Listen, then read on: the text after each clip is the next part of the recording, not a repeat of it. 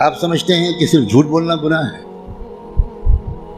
صرف بد نظری گناہ ہے، صرف زنا اور چوری گناہ ہے، اور آپ یہ نہیں جانتے کہ قرآن کو نہ سمجھنے کی کوشش کرنا یا سمجھنے کی کوشش نہ کرنا یہ ان سارے گناہوں سے بڑا گناہ ہے۔ آپ انجینئر ہیں، بڑے خوش ہیں کہ میں انجینئر ہوں، آپ ڈاکٹر بن گئے، بڑے خوش ہیں کہ میں ڈاکٹر ہوں، آپ تاجر بن گئے اور آپ خوش ہیں کہ میں تاجر ہوں، اور آپ کو اس کمی کا احساس تک نہیں ہے کہ میں کتنا بڑا محروم انسان ہوں کہ میں اللہ کے کلام کو جو صرف میرے لیے آیا تھا وہ میں سمجھنے کی کوئی کوشش ہی نہیں کی میں۔ مسلمانوں کی اکثریت، غالب اکثریت، وہ جو 5 وقت کی نماز پڑھتے ہیں وہ بھی، جو روزہ رکھتے ہیں وہ بھی، جو اپنے کو دیندار سمجھتے ہیں وہ بھی، جو کچھ دینی کام بھی کرتے ہیں وہ بھی، اس بڑے گناہ میں تقریباً سب شریک ہیں کہ وہ قرآن مجید کو سمجھنے کی کوئی کوشش نہیں کرتے اور قرآن مجید کو نہ سمجھنے کو گناہ نہیں سمجھتے یا سمجھنے کی کوشش نہ کرنے کو گناہ نہیں سمجھتے۔ تو آپ قرآن مجید کو سمجھنے کی کوشش فرض عین سمجھیں اور قرآن کو اب تک سمجھنے کی کوشش نہ کرنا یہ کبیرہ گناہوں سے بڑا گناہ سمجھیں۔ اور رمضان کا مہینہ جو گناہوں سے توبہ کرنے اور معافی مانگنے کا مہینہ ہے، اس میں سب سے زیادہ اس گناہ سے توبہ کریں۔ اللہ کے ہاں آپ کی بخشش اس سے کہہ کر نہیں ہوگی کہ اللہ حضرت میں تعلیم کے حلقے میں بیٹھتا تھا اور اس میں منتخب احادیث پڑھی جاتی تھی، اس میں فضائل نماز پڑھی جاتی تھی۔ یہ منتخب احادیث اور فضائل نماز اس لیے پڑھی جاتی ہے تاکہ قرآن پڑھنے کا، سمجھنے کا شوق پیدا ہو۔ اور اگر کوئی کتاب قرآن مجید کے سمجھنے کی کوشش کے راستے میں ایک رکاوٹ بنتی ہے تو میں کہنے کی ہمت بھی نہیں کرتا، ضرورت بھی نہیں سمجھتا کہ وہ کتاب یا اس کتاب کو یہ درجہ دینے والا اللہ کے ہاں کدھر کھڑا کیا جائے گا۔ رسول اللہ یہ شکایت کریں گے قیامت کے دن، یہ سن لیجیے، یہ قرآن میں آیا ہے، اور شکایت کیا کریں گے؟ یہ نہیں کہیں گے کہ ان کی ٹوپی 4 کونوں کی نہیں ہوتی تھی، یہ شکایت نہیں کریں گے رسول اللہ مسلمانوں کی جن کی داڑھی چھوٹی تھی۔ رسول اللہ شکایت کیا کریں گے کہ اللہ یہ ہے میری قوم جس نے قرآن کو چھوڑ دیا تھا۔ آپ جس کی شفاعت کی دعائیں کر رہے ہیں وہی آپ کے خلاف اللہ کی عدالت میں مقدمہ دائر کرے گا۔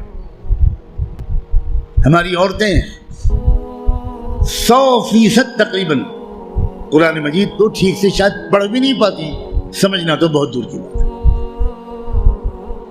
ہم نے کبھی فکر ہی نہیں کی کیا ہو گیا، مجھے کچھ سمجھ میں نہیں آتا۔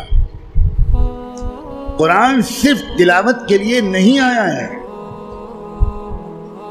اول تو کتنے لوگ سال بھر تلاوت کرتے ہیں وہ آپ خود جانتے ہیں، لیکن میں کہتا ہوں اگر آپ سال کے روزانہ تلاوت بھی کرتے ہیں تو ایک بہت نیک کام آپ ضرور کرتے ہیں، لیکن قرآن کا حق صرف تلاوت سے ادا نہیں ہوگا۔ آپ کے دوست کا خط آپ کے پاس آئے، آپ کی ماں اپنا خط لکھے، آپ دور کہیں رہتے اور ماں آپ کو خط بھیجے، آپ خالی اس خط کو روزانہ پڑھ لیا کریں گے بس؟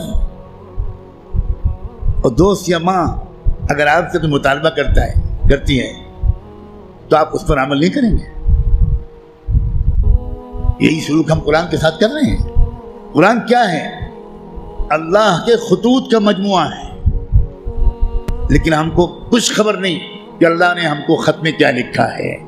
آپ کا دوست آپ کو خط لکھے اور آپ اس کو سمجھ نہ پائیں، آپ چین سے سوئیں گے؟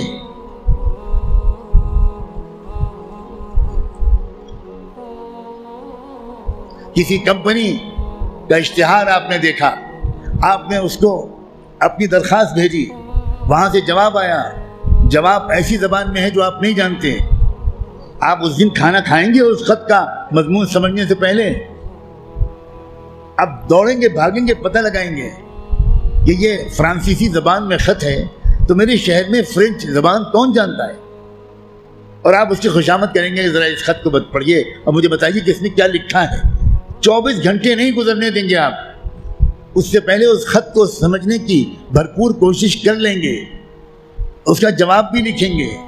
لیکن قرآن ہے کہ 60 سال سے آپ کو پکار رہا ہے، اللہ کا خط ہے کہ 70 سال سے آپ کو آپ پاس آ رہا ہے، لیکن آپ نے ایسے کان بند کر رکھے ہیں، ہمیں کوئی دلچسپی نہیں اللہ کے خط سے، اللہ کہتے رہیں ہمیں کوئی دلچسپی نہیں، ہم بہت مشغول ہیں، ہمارے پاس فرصت نہیں ہے، ہم بڑے کامیاب تاجر ہیں، ہم اسٹوڈنٹ ہیں، ہم پروفیسر ہیں، ہم ڈاکٹر ہیں، ہم انجینئر ہیں، ہم پولیٹیکل ایکٹیوسٹ ہیں، ہم جرنلسٹ ہیں، ہم اخبار میں کام کرتے ہیں، ہم کہاں قرآن کا ترجمہ پڑھ پائیں گے؟ بھئی ہمارے پاس کہاں اتنا وقت ہے؟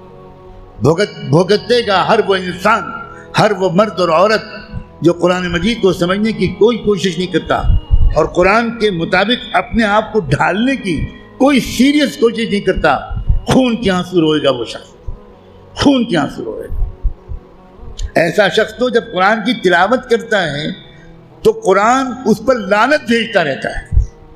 اب غور تو کریں، رب قارئ للقرآن والقرآن یلعنہ، یہ میرے باپ کی اور پیر کی کہی ہوئی بات نہیں ہے، یہ بات صادق و مصدوق رحمت دو عالم صلی اللہ علیہ وآلہ وسلم نے کہی کہ قرآن بہت سے لوگ پڑھتے ہوتے ہیں اور پڑھنے کے درمیان قرآن اس پر لعنت بھیجتا ہے، اے اللہ یہ مجھ پر یہ پڑھ رہا ہے، اس پر لعنت۔ اب قرآن کی لعنت پر اللہ تعالیٰ قبول نہیں کریں گے؟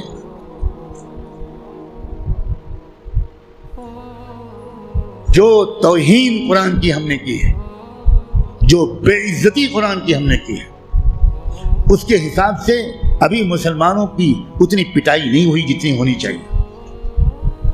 آپ اتنی پٹائی پر پریشان ہیں، ابھی تو شروع ہوئی ہے پٹائی، پھر دیکھیے گا آئندہ کیا ہوگا۔